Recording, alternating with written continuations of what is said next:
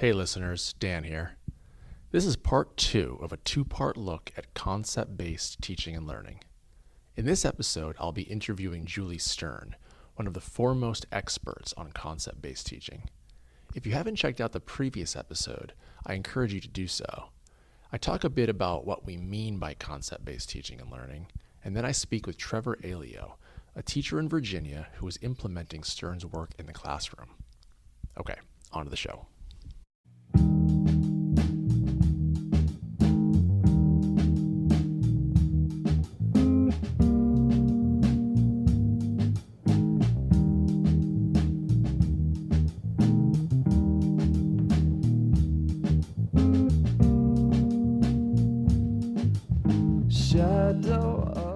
Welcome to What's the Big Idea? I'm your host, Dan Carney. Last episode, I spoke about concept-based teaching and learning, and in the process, I used a lot of different terms: concept-based teaching, concept-based learning, concept-based teaching and learning, conceptual understanding.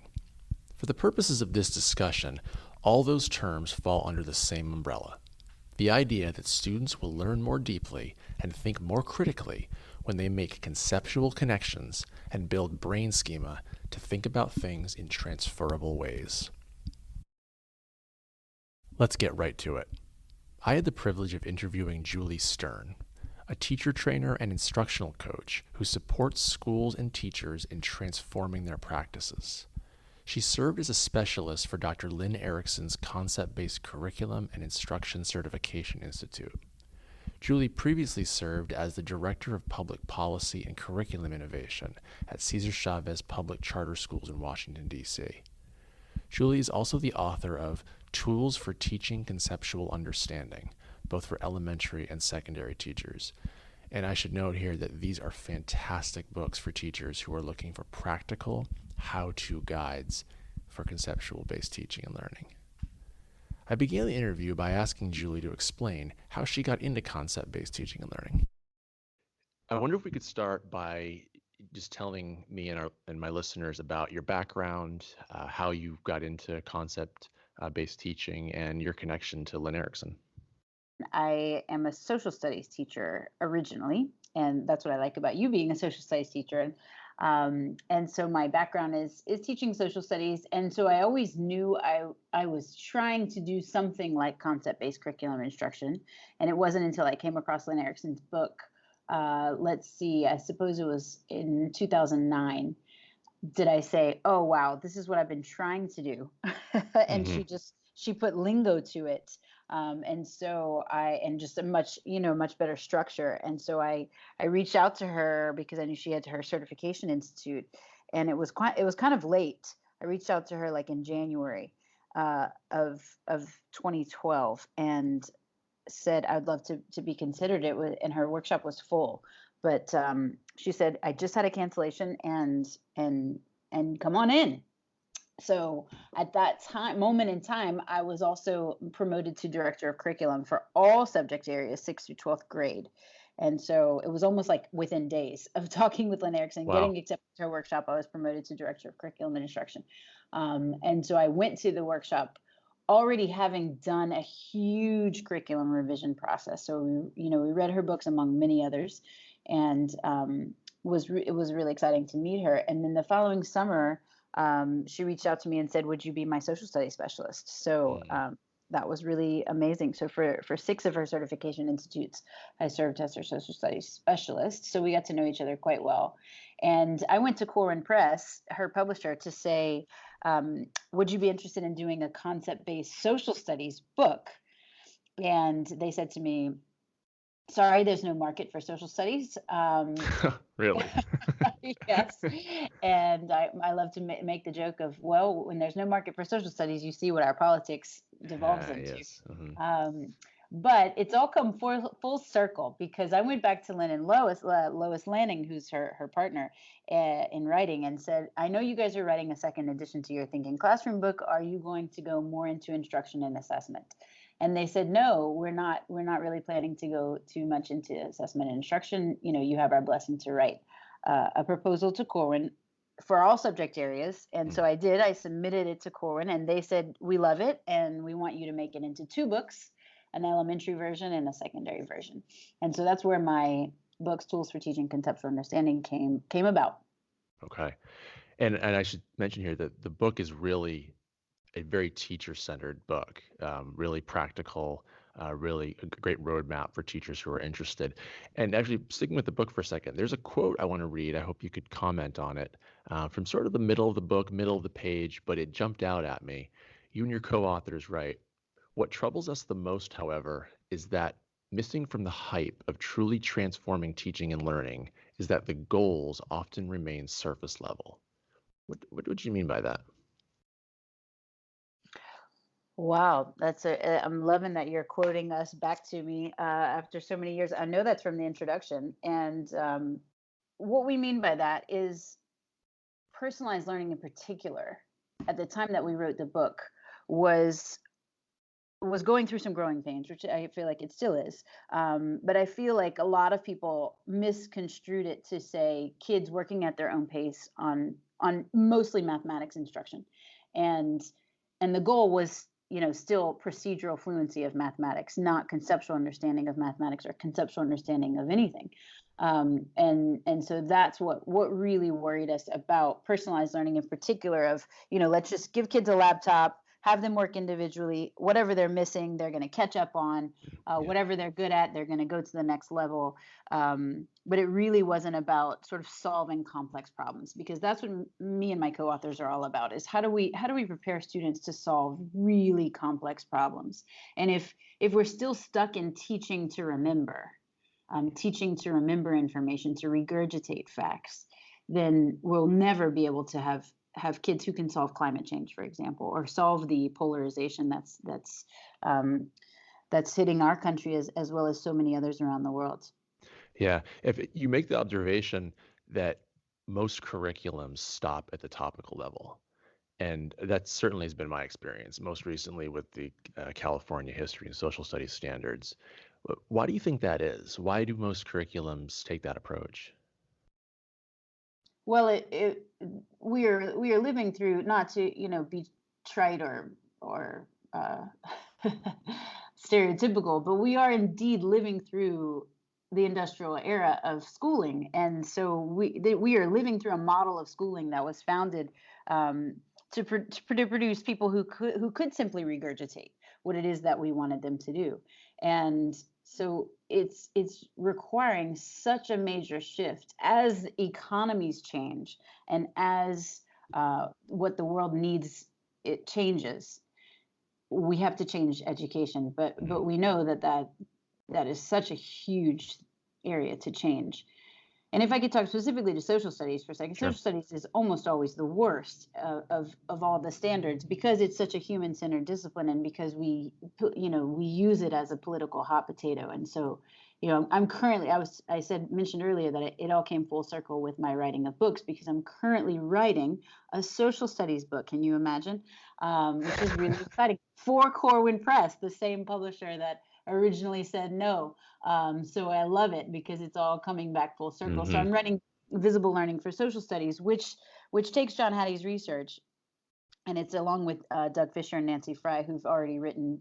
The three of them have already written Visible Learning for Literacy, Visible Learning for Mathematics, Visible Learning for Science. So we sort of felt like there was this one missing. Visible Learning for Social Studies is going to be out next summer, but social studies. So I'm knee deep in or elbow deep, I should say, in social studies research, and it's such a hot potato. I mean, we could disagree on basic ways to teach social studies, which is sad. But what we're trying to do is write a book that helps teachers go from surface level understanding to deep, to transfer, which is my passion. How do we get kids to transfer their understanding of the facts and dates of one situation to a new situation? Right. Okay. So now would actually be a good time to talk a little bit about the how. I don't want to get too much into the granular details. I've already told my listeners that if they're really interested in this, they should check out your website and the books. But could you briefly explain how examining concepts and the relationships between them leads to this deeper learning? Well, everybody, everything that I read from the cognitive scientists talk about the how experts organize information in their brains. And so, from the National Research Council, who wrote How People Learn and How Students Learn, Jerome Bruner, writing The Process of Education decades ago, talking about how what distinguishes expertise from beginners or from novices in any field is that experts organize information in their brain. And so how do we help kids do that? And so my current sort of obsession is helping teachers to figure out how to do that in a very simple but profound way. And so if we can get kids to understand that concepts are simply words we use to organize and categorize our world. If we can so what I always say is the first step is identify your concepts. What concepts are you trying to teach?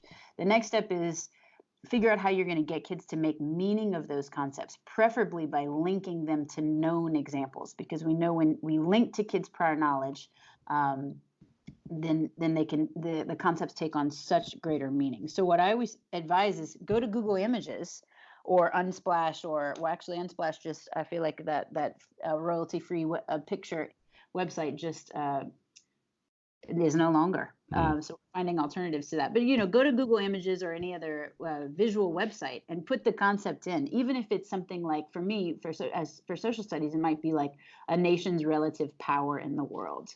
And so I put in power and just search and just see what comes up. And I see aircraft carriers, and I see the use of the UN veto, and I see even GDP, what we typically use to say these are just things that make a nation powerful. And I use those images to say to the students, what do you think these images have in common? What's the common feature here? And so I don't even use the word of the concept that I'm trying to teach. It's a basic concept attainment, which I describe in both of my books. But that's sort of step one. And once kids can see that this is a concept that we use to organize our worlds, then they can start applying it to other aspects in their lives. Okay, this is another example of power, for example. And then the way that experts organize information is not only using those concepts that help them to sort of categorize information, but then when they start connecting those concepts in relationship. And that's the gift I think Glenn Erickson has given the field, is teaching us explicitly. Lots of people write about big ideas, for example, or conceptual understanding. How do we, come up with conceptual understanding in mathematics, for example? But not many people tell us how to write those big ideas. Sure. So I think, Erickson's gift is to say, ask kids about the relationship between two or more concepts. And so I simply say to kids, how are these two concepts related? How are these three concepts related? Once I've done that sort of concept attainment for each individual concept, I start asking them how they're related. And that's what's building that structure in kids' brains that then they can use to both deepen their understanding and access new situations that they encounter. And that's that transfer you were speaking of. Yeah. Exactly. And why is it important for students to uncover those conceptual relationships rather than the teacher covering it for them? Oh gosh, that's that I learned the hard way. When I was director of curriculum, we did Saturdays, we did weeknights, we did weeks in the summer. I just gathered this huge group of teachers and other experts, outside consultants, to write this curriculum. We write it, we release it, and we do so much training. But I walked by a teacher's classroom who wasn't part of the original design, and she's got the big idea or the conceptual relationship up on PowerPoint and saying to kids, hey, write this down. And oh God, I'll never forget that moment. It's emblazoned.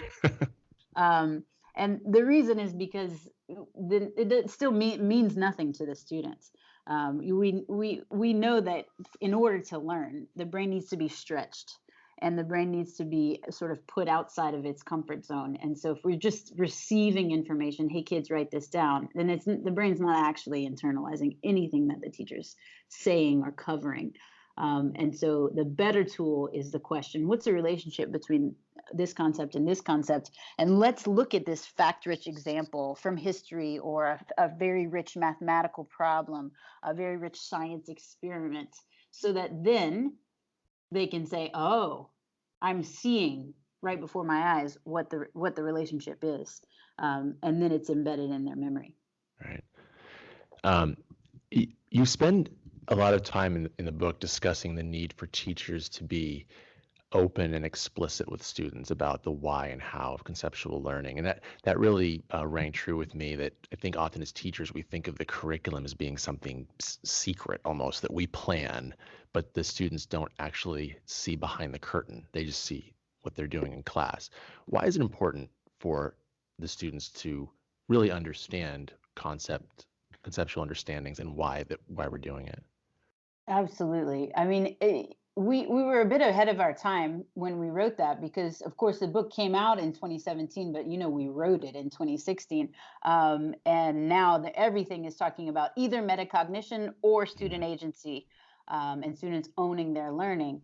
And so, what's so exciting about that is we should teach kids how the brain learns. We should teach kids how experts organize information. What distinguishes me as more of an expert in history than my students who are coming into ninth, 10th, 11th grade, um, is because I have sort of all these factual examples organized in conceptual sort of file folders in my brain. And I've got this structure of how things are related that's grounded in fact-rich details. It's grounded in situations that I know about from the past. And so when I look at I start off my school year saying, look, here's a really complex situation. I used to use all the time the classic, it's still an issue, but the classic one that I always used was Syria because it's so complex. What's happening in Syria is so complex Mhm. that even the most profound minds in social studies can't really kind of unpick what's happening. And so usually I start off my school year by putting up a really complex scenario in real life. And mathematicians can, math teachers can do this, science teachers can do this, putting up something really complex for students to see how an expert would unpick this problem so they Mhm. can see how they can, because we're studying World War II, that is foundational to be able to unpack modern day problems. Because we Yes. can unpack the American Revolution, we can understand race relations today in the United States. If we can't look at the past, then we won't be able to understand what's happening today. And just be really transparent with them about that from the start, so they can see, because kids want to be able to tackle complex problems. And it's something that excites me the most about Generation Z is that they do want to make an impact, and they want to, even millennials, they want to make an impact now. Yes. And often us older folks get frustrated with that, but I try to harness it to say, look, if you learn this way, you're going to be able to solve really complex problems that adults today don't know how to solve. And gosh, how motivating is that for kids? Yeah, and that's something you talk about in the book a lot as well, that it's not just about the um, academic conceptual understanding, but the real world conceptual understanding. And I think that will appeal to a lot of teachers that are looking to elevate their student learning beyond the classroom. Um, Absolutely. yeah, Gosh, I used to think you had to, if you had time at the end, you could squeeze in some real world examples. yeah, And now I think, no, no, no, no, like start with a real world example and then go backwards to unpack what it is you're trying to teach them and why it's important. yeah. But we live in an educational climate in which many programs and curriculums call for faster, more, earlier. I mean, just yesterday I Mhm. saw an ad popped up for pre-AP, this new college board program, and I Mm. couldn't Wow. even believe what I was seeing. But I want to contrast this with something you write in the book when you're talking about conceptual understanding and this type of teaching and learning. You write, does this take more time? Will you cover less content? Yes, of course. Conceptual learning demands more time and energy for transfer. It's not optional. And that it's a real marked contrast to what so much of education preaches now, and the pacing and just the feel of the classroom. And I wonder if you could talk about a bit about that. Yeah, absolutely. Well, I think yes, of course, I would say is certainly true of social studies teachers. I don't know that that's necessarily true of English and math, because Mm, so much, if you're an English or a math teacher or an elementary teacher who has to teach all of these things, if you look at the most curricular standards, they repeat so much. And mm, every teacher knows how quickly students forget what we've taught them. And so, in some ways, since we wrote the book, my thinking about that has changed a little bit in the sense that if we do this well, I've seen it happen with so many schools where I work. Um, students remember, and the need to reteach and repeat just dramatically diminishes. Wow. And we have examples of second graders bringing up in March things that they learned in January, bringing Mm. up things that they learned in October. Because when you start to see the curriculum as connected, you start to see each subject as a connected entity, then the students, and you start teaching kids explicitly that subjects are connected entities and that the best uh, minds in each of these fields see the subject as a connected entity and see the connections to the real world, then the students start looking for those connections. And so that's what's really, really exciting, is that the need to kind of use magic tricks to try to engage kids diminishes because they see the value. They don't need to, have some sort of hocus pocus, turn off the lights, Hmm. um, or any sort of tricks to trick them into learning. And then they also remember. And so I feel like on one hand, you do have to go slower. So we talk about, sort of slowing down to go fast. So if you slow down and you invest in the time that it takes to do this well, then you'll see how much faster you eventually can go, because you don't have to repeat as much. The students are bringing in their own connections. I mean, I have examples. Even you said you interviewed Trevor Alio. He talks about how kids come into class saying, "You know what? I was up late last night texting with my friend about the connections between Lord of the Flies and the French Revolution." Yes. And they're connecting. He's the one who told me that story, but I hear teachers tell me stories like that all the time, that kids are connecting different subjects in schools. They're connecting what they're learning in one class to pop culture, to movies, to videos that they saw, to song lyrics. And they start seeing the world as this super interconnected, almost I use the analogy of the matrix, we're almost like exposing them to this Hmm. secret matrix. And then they start to see it, and once they start to see it, you actually can't stop them from learning. I had a fifth grade teacher tell me that each time she really emphasizes concepts and conceptual attainment, the kids don't want to leave her classroom. She has trouble because the bell rings and they don't want to leave. She says this happened to her 3 different times. And so these are fifth graders. So it's really exciting. I hear stories like this all the time, where time doesn't become the issue that it is for many people. Because those conceptual folders in the mind and the brain, as you talked about, they're not content or subject specific. They can That's transfer right. across That's anything. Yeah. Right. That's right. I have another teacher who says concepts to her ninth graders. Concepts are hashtags, which they love that as an analogy, because it's, you can put infinite number, and you can assign hashtags to different things. And it's sort of searchable. You can search across a lot of different experiences, and so all of those analogies are amazing, I think. And different kids sort of latch on to different analogies. For younger kids, I just say file folders. Yeah. uh, On assessment, a lot of what you write in the book, I think, would ring true with many listeners, many teachers, the need for quality feedback, the use of rubrics.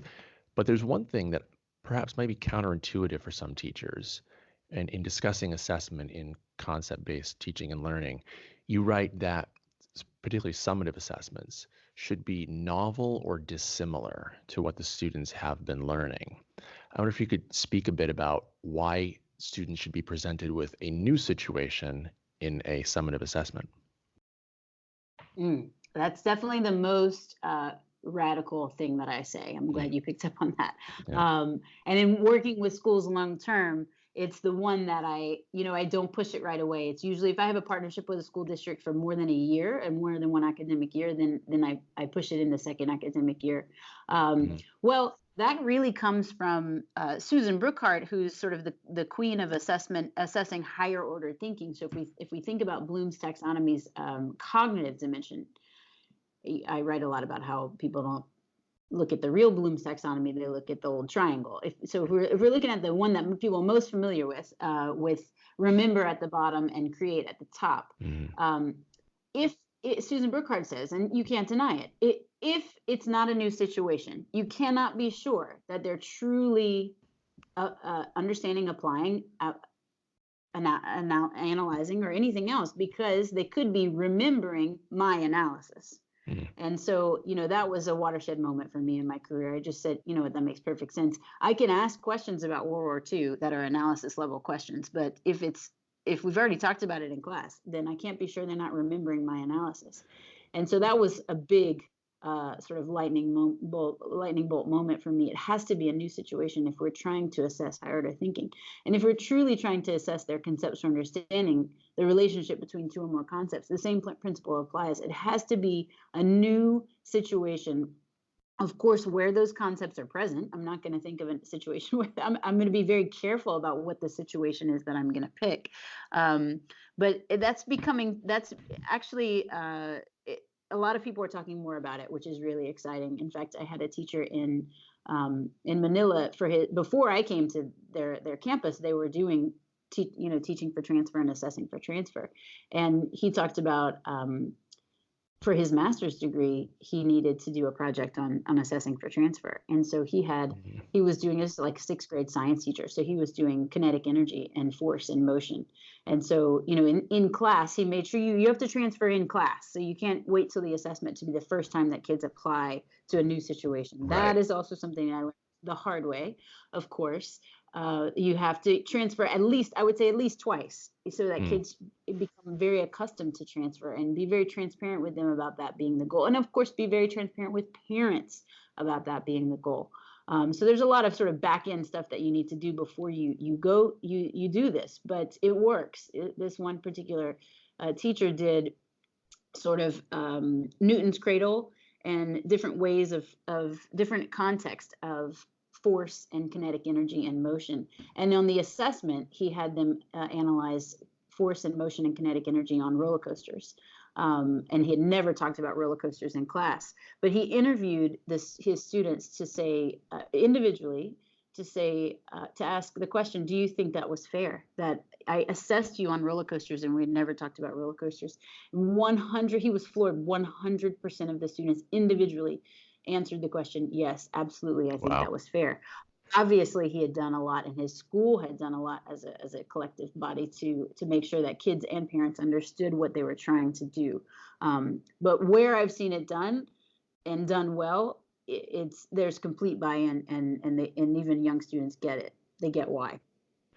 Yeah, your explanation is really clear. I can totally see that, but the fairness question, that stands up to me as the biggest roadblock from parents or students if they haven't been fully brought into the why. What other challenges do you face as you travel around the country and working with schools to implement this?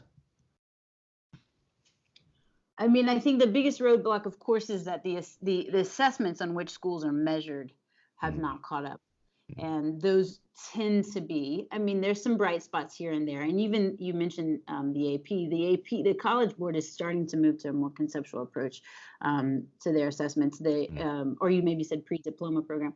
But of course, the IB has always been focused on conceptual understanding. But they've also grown in the 50 years that the diploma program has been around, and continue to revamp and continue to refine their assessments. But also the advanced placement has been doing that as well. However, the day-to-day, the English and the math, the map testing, all of those things tend to be more surface level. So if that's the goal, then it becomes really hard to get some teachers to buy in. And so what I do is my workaround for all of that is almost always I focus on the teachers who are really jazzed, excited, ready to rock, and the momentum builds. The naysayers become convinced when they see children doing extraordinary things. And so, I don't need me to convince them. I use the kids, and the kids do extraordinary things. Even I've had kindergartners, I've had pre-K students say and do extraordinary things, and then, the naysayers come along. That's so often the case, isn't it? The students become the best ambassadors of what we're trying to do rather than the adults. Absolutely. Yeah. Well, I really want to thank you for joining me today. One last question for you, although I feel like you have covered this, but we could kind of crystallize it here. For administrators, department heads, policy makers, what's your 20-second elevator pitch as to why they should adopt concept-based teaching and learning? Well, my my first reason I always use is that kids will stop forgetting. Every teacher knows, and every administrator hopefully is familiar with the problem that kids forget. Kids forget what we teach them from one lesson to the next, or certainly from weeks to weeks, or months to months, or even years to years. And so when we teach this way, kids remember. And when they remember, they feel more confident, and the success builds on itself. They're able to unlock more complex situations. They start to believe in themselves. They become more motivated, and it really becomes a snowball effect of positivity. And so, just try it. And if for nothing else, you want kids to remember better, then this is the way the brain organizes information. They will, and then all kinds of other good things will come of it. All right. Julie Stern, thank you so much for joining me today on the podcast. Absolutely. Thanks for inviting me. We live in a time when there is widespread acknowledgement that education needs to change. In what direction it needs to change and how far it should go is a matter of intense debate. Lynn Erickson's, Lois Lanning's, and Julie Stern's work in concept-based teaching and learning offers schools and teachers a clear and clearly reasoned path for guiding students to deeper thinking and using knowledge and processes to make real-world connections. Now, in my interview with Julie, you heard me bring up a quote from her book about the pacing of concept-based learning. That is, that teachers should expect to cover less content in order to achieve the conceptual transfer. And Julie pushed back a bit on this, explaining that her thinking has changed slightly since publishing the book. I'll speak from my own experiences in schools that have done a fair amount of work with concept-based education. And that is that the pace of learning does tend to slow, but that's a good thing. I think it's very questionable how much students are retaining in learning environments where they are rushed through curriculums that emphasize a lot of knowledge content. But I also think that it's a false choice between deep conceptual learning and knowledge-heavy learning. And certainly Julie wasn't making the case that this is a choice, but this is a false dichotomy that is often presented on social media or in policy discussions. Concept-based teaching and learning, when well implemented, uses rich knowledge bases to promote transfer, interdisciplinary learning, and a strong awareness of the real world. I hope you've enjoyed this two-part look at concept-based learning. Again, if you have an interest in learning more, go to Julie's website, edtosavetheworld.com, and check out books by both Lynn Erickson and Julie Stern to find out how you can start implementing this in your classroom or school. As always, we welcome comments, questions, criticism on Twitter at BigIdeaEd. Thanks for listening, everyone. Shadow of uncertain living, hang low.